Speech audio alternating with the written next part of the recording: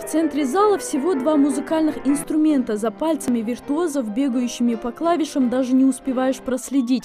Сложные произведения играют как соло, так и в дуэте. Причем дуэт подразумевает под собой игру как на двух, так и на одном фортепиано. Здесь музыканты скорее ассоциируются со спортсменами, выполняющими впечатляющие трюки. Пожалуй, самый сложный из них – игра в 8 рук. Трюк, в котором ни одна из рук не пострадала, зато поразил всех вокруг.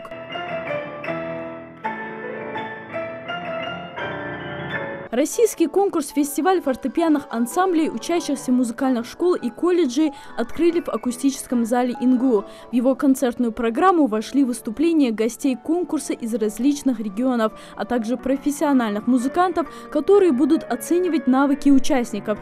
Конкурс-фестиваль «Дуэтина» впервые проводится в России и дебютирует он в Ингушетии в честь ее 25-летия. Конечно, развитие музыкально-исполнительской культуры в целом в республике это очень важно, потому что это развитие всех видов искусств так или иначе. Потому что без музыки, без той гармонии, которую создают музыканты в своем творчестве, своим преобладанием в любом виде из искусств, и театральной, и хореографии. Вы знаете, что музыка, она всеобъемлющая. Конкурс был задуман профессором Ростовской консерватории имени Сергея Рахманинова Маргаритой Черных. Она же председательствует в составе жюри, в который входят еще 4 человека. Все они мастера с большим опытом в творческой и педагогической деятельности. Таких конкурсов еще нет. Есть конкурсы «Фортепианный ансамбль», но взрослые. Это для студентов вузов, для училищ. А вот для школьников вот это будет у нас первый конкурс. Поэтому так организаторы волнуются. Все прекрасно подготовили. Я посмотрела все вот эти предстоящие нам программы. Очень серьезные программы. И я считаю, география довольно обширная. В «Дуэтина» отражается одна из целей конкурса – сохранение дуэтного исполнения. Также конкурс нацелен на совершенствование профессионального мастерства талантливых музыкантов.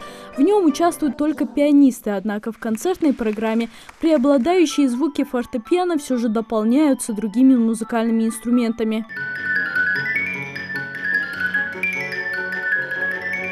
В конкурсе участвуют молодые музыканты из 13 городов России, в том числе Ростова-на-Дону и таких регионов, как Краснодарский край, Карачаево-Черкесия, Кабардино-Балкарская и Чеченская республики. Пока конкурс не начался, дети восторженно наблюдают, как мастера показывают высший класс. Камила Жемухова приехала из Нальчика. Девочка увлечена игрой на фортепиано уже 6 лет. Репертуар на конкурс Камила старалась выбрать самый сложный, чтобы удивить жюри. В той же стратегии придерживались и остальные участники. Первый – это концерт Баха, он очень длинный и его гораздо труднее играть. А второй, он всего на 5 страниц и там не нужно особо ничего делать. После подведения итогов конкурса победителям присвоят звание лауреатов 1, 2 и 3 степеней, а также денежное вознаграждение. Критерии оценки самые разнообразные – слаженность исполнения, мастерство владения инструментом. Немало важны также артистизм и бережное отношение к авторскому тексту. Всего в конкурсе участвуют 85 музыкантов. Из этого числа Ингушетию представит 22 пианиста из Малгобека, Назрани и Сунжи. Я подготовила Штрауса польку пицциката и Коровицына куклу сеньора Карабаса. Произведения оба веселые, разные, тоже сложные. Есть моменты, в которых надо прям очень было долго сидеть. Мы каждый день работали, и нам каждый день делали замечания. У меня такое ощущение, что я уже так готова, что хоть прямо сейчас я сыграю, у меня будет все хорошо. Конкурс-фестиваль продлится до 23 апреля. В его рамках участникам представится возможность побывать на экскурсии по городам Назрань и Магаз и увидеть горную Ингушетию. Кроме этого, на фестивале пройдут мастер-классы от членов жюри. Залина Могушкова, Магомед Русханов, Новости 24.